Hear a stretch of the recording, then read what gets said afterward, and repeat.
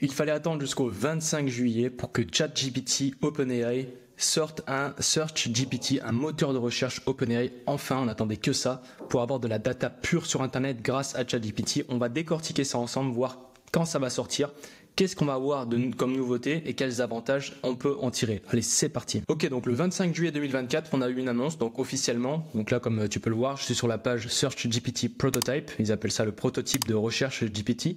Donc 25 juillet 2024. Et ils ont sorti en quelque sorte un moteur de recherche. Donc avant de commencer, je vais tout simplement te montrer la vidéo, que tu puisses voir clairement. Donc je vais repartir du début et tu vas voir exactement. Donc je pense que la vidéo parlera d'elle-même. Donc là tu vois, on a un moteur de recherche, quelqu'un pose une question ou quelqu'un effectue une requête. Et là ça lui sort des images, donc des images de Google, c'est pas des images créées par DALL-E ou quoi que ce soit, avec des data purement d'Internet. Ensuite, la personne pose une question. Donc elle lui pose une question pour pouvoir enrichir la conversation. Et ensuite, elle a le suivi d'une conversation. Donc c'est d'une extrême puissance. Donc là, ça te permet de comprendre à peu près ce que c'est. Donc, c'est une problématique qu'on avait souvent, c'est qu'on n'a aucune IA, à part Perplexity qui le fait, mais il ne le fait pas d'une manière intuitive, j'ai envie de te dire. C'est-à-dire que quand on pose une question, on lui dit, par exemple, trouve-moi des images du meilleur film sur la psychologie, par exemple. Bah, il va nous dire les films, il ne va pas nous sortir les images. Perplexity peut le faire éventuellement, mais en fait, ils n'ont pas autant de data que OpenAI, ça c'est certain. Et je pense qu'ils n'ont pas les mêmes fonds d'investissement. Donc, en ce qui concerne les projets, je serais plus favorable à suivre plus OpenAI, même si j'ai des préférences sur Claude, comme par exemple, tu as dû le voir dans certaines de mes vidéos, sur Claude et puis sur d'autres, bien sûr, j'avais testé You, etc. Et puis PO et d'autres, mais en ce qui concerne les investissements, c'est celui qui a les plus gros ronds qui va faire le plus gros, donc en quelque sorte. Donc, on va analyser tout ça. Donc, j'ai fait une petite synthèse, donc je vais te détruire cette synthèse rapidement. Donc le nom c'est SearchGPT, je fais une synthèse vraiment hyper condensée. Donc c'est un prototype de fonctionnalité de recherche IA, donc c'est un peu comme Google en fait, un moteur de recherche.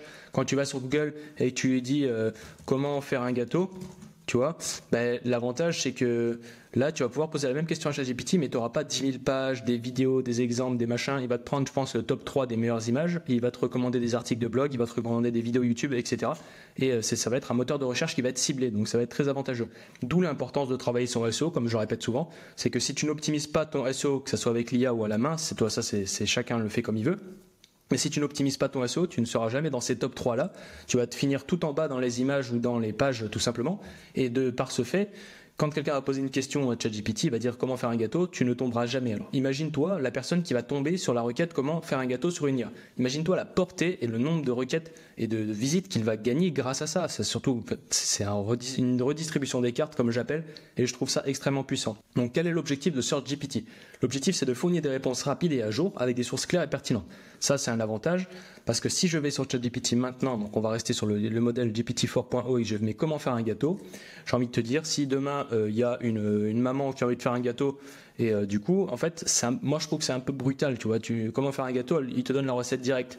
Tandis que s'il te propose des articles, des recettes, des sites, des images, un peu plus de data, c'est plutôt intéressant. Tu vois, par exemple, moi ce que je verrais bien, c'est que si on est dans l'ultra avancement, c'est que quand il marque 200 grammes de sucre, pourquoi pas mettre une image de sucre?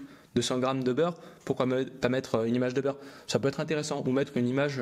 Après, en ce qui concerne la structuration, ça, dès que ça sort, je vais le démonter, hein, tout simplement, je vais le tester à fond pour voir qu'est-ce qu'on peut en tirer et qu'est-ce que ça va donner, quoi.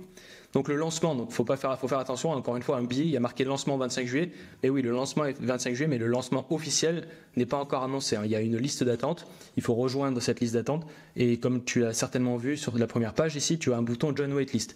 Donc pourquoi pas faire cette requête là? Bon, c'est pas tellement utile, hein, t'as pas forcément besoin de faire ça parce que le jour où ça va sortir au grand public, tu pourras en bénéficier. Il faut quand même réfléchir à quelques perspectives et comment l'utiliser. Par exemple, moi dans la journée, ce que je vais faire, c'est que je vais commencer à réfléchir un petit peu comment je vais pouvoir utiliser ça, en quoi cette fonctionnalité va être meilleure que toutes les autres et que je pourrais l'utiliser. Et comme ça, en fait, je me fais un petit carnet à côté. Dès que j'ai besoin de faire une requête spécifique, j'ai pas besoin de réfléchir, de tester Claude, de tester Po, de tester You, de tester toutes les IA, on perd du temps, Gemini, etc. Je sais que là, pour cette tâche, je vais pas réfléchir rationnellement, il me faut cette IA. Donc je vais sur cette IA et je vais aller l'utiliser. Donc voilà, Join Waitlist si tu veux effectuer la demande. Donc je vais cliquer dessus, je te montre. Qu'est-ce qu'ils ont fait? Voilà, Join the Waitlist, ils ont fait tout simplement une page. Ah ben voilà, pas plus simple que ça. Donc bon, j'espère qu'ils vont m'accepter vite parce que moi j'ai des GPT, j'en ai créé. La valeur, je leur en ai apporté à fond. J'en ai créé au moins 200 au total. Donc ça c'est bon. Ensuite, restreint un groupe d'utilisateurs de publishers pour feedback. C'est comme c'était restreint à un certain à certaines personnes. Pour le début, c'est pas encore public, c'est pas encore sorti au grand public, mais certaines personnes comme des artistes pour Sora. Sora, c'est celui qui fait des vidéos. Hein. Quand tu lui donnes un texte, il te fait une vidéo, texte ou vidéo de OpenAI. Et là, à l'heure actuelle, il y a des personnes qui ont accès à ça. Donc je pense des personnes un peu influentes dans le modèle de l'IA, ou des grosses têtes, en quelque sorte, ou des personnes qui ont un intérêt à faire développer, à faire améliorer l'outil avant qu'il sorte au grand public. Donc les fonctionnalités, là on peut le voir, réponse directe et rapide avec des informations en temps réel du web. Donc ça c'est très avantageux, en temps réel du web, un peu comme Gemini, ce qu'on avait, mais de manière beaucoup meilleure. J'en suis sûr qu'ils vont faire quelque chose de bien meilleur et de meilleure qualité, que même que Perplexity. Et d'ailleurs, je pense que Perplexity il va reflancher à partir du moment où ils vont sortir ça. Ce sera terminé. Et après GPT-5 pour l'upsell maximum. Donc possibilité de poser des questions de suivi avec un contexte partagé. Exemple, tu poses une question comment faire un gâteau, on l'a vu dans la vidéo, on va regarder ça. Voilà, le gars pose une question. Alors on va essayer de... Ah, je peux pas faire pause, merde. Voilà, il pose une question, là ça lui sort une branch, il a dû certainement demander qu'est-ce que c'était cette branche de corail ou quoi que ce soit. Il a dit est-ce que c'est chaud et il a sorti la météo. Donc en gros il a enrichi sa conversation. Donc c'est-à-dire qu'on peut aller plus loin dans la profondeur et dans la technicité, mais en ayant des datas surtout très importants en temps réel du web. Ça c'est l'avantage, en temps réel du web. Et on n'a pas des spéculations ou des hallucinations qui sortent de je ne sais où ou qui ont été multipliées par X ou Y biais. Oui, c'est le cas à l'heure actuelle, ça le fait souvent sur ChatGPT. Si on n'a pas les bons prompts, on a souvent des biais. Il faut savoir aller chercher la source. Donc, et ensuite, citation et lien direct vers les sources pour une transparence accrue. Donc, juste là, je vais sauter une ligne. Pourquoi ? Parce que je vais encore refaire une parenthèse sur le SEO. C'est que c'est quelque chose qui est très sous-estimé parce qu'on n'a pas de bénéfices concrets directement. Le SEO, nous on le voit, moi je le vois dans le business, dans mon agence. On voit que les gens préfèrent, enfin toutes les autres agences concurrentes préfèrent se focus sur la création de contenu, les réseaux sociaux, et c'est compréhensible parce que demain, si on te fait de la création de contenu, tu payes un gars qui te fait un montage pour un short, pour un Reels, ou pour un YouTube short, ou pour un TikTok. Résultat, un bénéfice instantané, directement des vues, des likes, des commentaires. Tandis que le SEO, tu vas payer quelqu'un qui te fait une rédaction, qui te fait une stratégie, tu vas pas avoir de résultats directement instinctivement, on va dire, j'ai envie de te dire. Tandis que l'inverse, oui, et c'est en fait la différence entre le SEO et la création de contenu réseaux sociaux, c'est que le SEO, il est beaucoup sous-coté, il est sous-estimé, et tandis que là, à l'heure actuelle, demain, j'ai envie de te dire, si tu fais un post sur les réseaux sociaux, il y a très peu de chances pour que quelqu'un pose une question et dise comment faire un gâteau et que ça tombe sur ton post Instagram. Ça va plutôt tomber sur un bon article bien rédigé qui va t'expliquer comment faire un gâteau, qui correspond exactement à l'attente de l'utilisateur, à l'attente de l'intention de recherche qui va être commerciale, informationnelle, rédactionnelle, transactionnelle, etc. Et du coup, ça va apparaître comme il faut. Donc c'est ce que je dis, c'est très important quand même le SEO, à ne pas négliger aussi la création de contenu, c'est très important. Et l'ADS aussi, hein, tout ce qui est ads et tout ce qui est media buying, c'est très très important. Ça, c'est une combinaison totale. En fait, il ne faut pas négliger les trois. Donc c'est pour cela que je dis que c'est quand même important.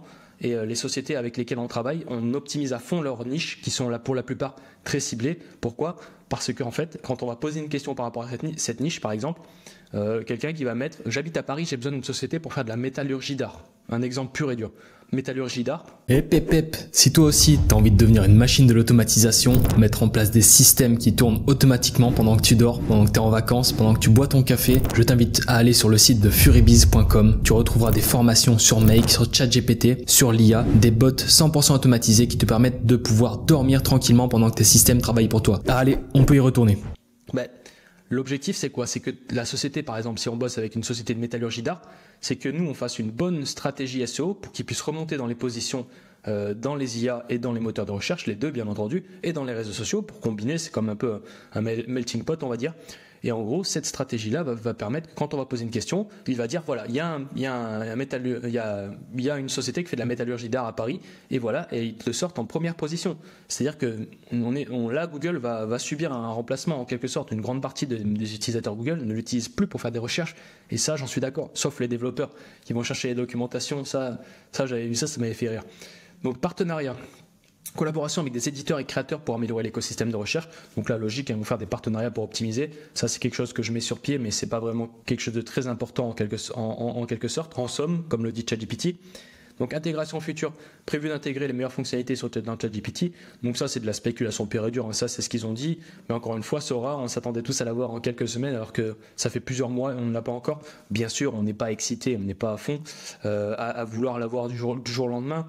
Mais bon, ça reste que de la spéculation. Pour l'instant, on va attendre, on va voir ce qu'on a et on va voir ce qu'on nous dit. Et puis le jour où ça sort, on le testera, on va voir si on est déçu ou si c'est bien. Donc gestion des éditeurs en troisième. Donc outils pour les éditeurs pour gérer leur apparence dans SearchGPT. Donc ça après ça va être certainement dans les settings, dans les paramètres. On va checker tout ça. Et un feedback, collecte de retour des utilisateurs et éditeurs pour amélioration continue.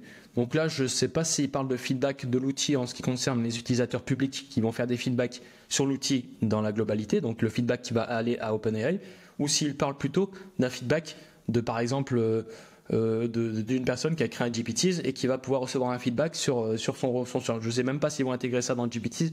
D'ailleurs, imaginez-vous un GPTs qui va être centralisé. Et je vais faire une petite parenthèse avant de finir cette vidéo. C'est ce qui va être très intéressant. Donc juste avant cette parenthèse, on va analyser la page. Donc je vous ai tout vraiment structuré. On va pas lire la page de vente, c'est une page. On va regarder cet exemple aussi, ce deuxième exemple qui est un différent. Donc là, on a une personne qui pose une question. Tu vois, ça te sort directement les festivals. Donc les festivals de musique en Caroline du Nord en août. Là voilà, la personne, ça lui sort directement les festivals ou les festivals, pas les festivals. Et du coup voilà, ça te sort exactement la data. À gauche, tu as les sites. Donc c'est un avantage quand même costaud. Ça me rappelle You, ça me rappelle dans la structuration, ça me rappelle aussi Po, mais je pense qu'OpenAI aura la data la plus claire et la plus pure. Donc voilà, tu vois, regarde, musique festival ça c'est une requête Google, hein, c'est pas une requête ChatGPT. Techniquement, en ce qui concerne les requêtes, sur ChatGPT, on va plus être recherche sur Internet s'il y a des festivals de musique en Caroline du Nord, à Boone, je sais pas si c'est une ville Boone, in Boone, ouais ça doit être ça peut-être, et en août. Et là, à l'heure actuelle, en fait, on a juste à faire comme une requête, tu vois, tu tapes ça sur Google, ça te sort directement les festivals, mais on a beaucoup de déchets en fait, on a beaucoup d'éléments qui nous intéressent pas, comme des vidéos, comme des choses. Et je pense qu'on va avoir une ultra personnalisation en ce qui concerne du type de résultat qui va nous tomber dessus. Donc franchement, hâte de tester vraiment. Et puis on va quand même se créer un peu de schémas mentaux sur les visus. On voit un peu which of these I can plant now. Quelle tomate puis-je planter en cette période. Bon là c'est plus jardinerie. Vous avez vu, on n'est pas très axé business. Hein. Ce qui est marrant, c'est que je me rends compte que il centralise l'outil plutôt pour le grand public, quelqu'un qui veut planter ses tomates, qui veut rechercher le festival.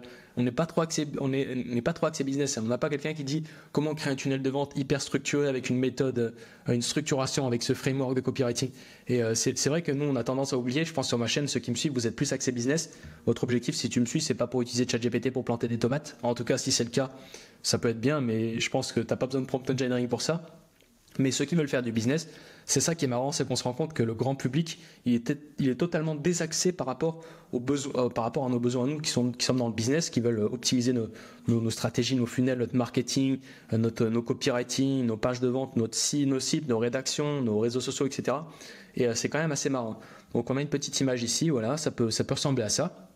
Je trouve que c'est quand même bien, hein, parce qu'on a l'image qui va s'afficher. Moi, ce qui me plaisait pas, c'est que en fait, on n'avait pas les images de Google. On n'avait pas les images directes de Google. Ce qui veut dire que quand même on va prendre une data, ça va être très, très colossal. C'est que si un gars qui fait des études pose une question par rapport, je sais pas, par exemple, à une équation de l'infini, donc j'imagine qu'il n'y a pas grand monde qui travaille dans les études sur l'équation de l'infini, mais il va avoir des images en fait. Et ça va pouvoir lui permettre de mieux assimiler la donnée, de voir les images, et c'est très intéressant. Donc ensuite, qu'est-ce qu'on a ? Et voilà, donc ça c'est terminé. Et puis je pense que j'en ai dit assez. Et puis oui, ma parenthèse encore une fois, c'est, je répète, attention, le SEO c'est très important. Il y a très peu de personnes qui en parlent parce qu'on dit on optimise le SEO pour les moteurs de recherche, mais du coup SearchGPT va être un moteur de recherche. Maintenant les questions sont les suivantes. Quels vont être leurs critères pour pouvoir arriver dans les recherches ? Quand on pose la question par exemple, les meilleurs festivals en août 2024 en Caroline du Nord, NC à Boone.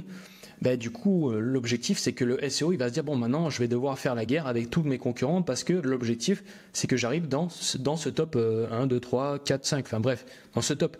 Et là, imaginez-vous la personne qui a optimisé son site pour pouvoir apparaître là, si il apparaît là, il sera hyper content. Parce que du coup, Google, on n'aura pas du tout les mêmes résultats. Enfin, en tout cas, il faudra tester tout ça.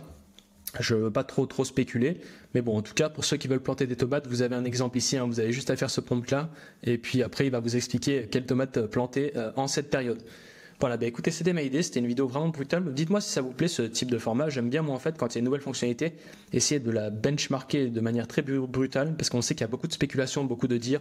Enfin pour ceux qui se rappellent Sora, Sora va sortir, je vais l'utiliser, je vais faire ça, machin. Sora il n'est pas encore sorti, on est loin du compte et les gens ont tous parlé pour rien. C'est pour ça que je préfère faire ça et quand même rester sur nos gardes pour dire bon si ça sort, ok ça peut être intéressant pour ça. Mais là, je fais un condensé. On va pas dire la page de vente, ça reste du marketing. Et puis bon, ils ont les meilleures personnes en marketing dans le monde hein, à l'heure actuelle.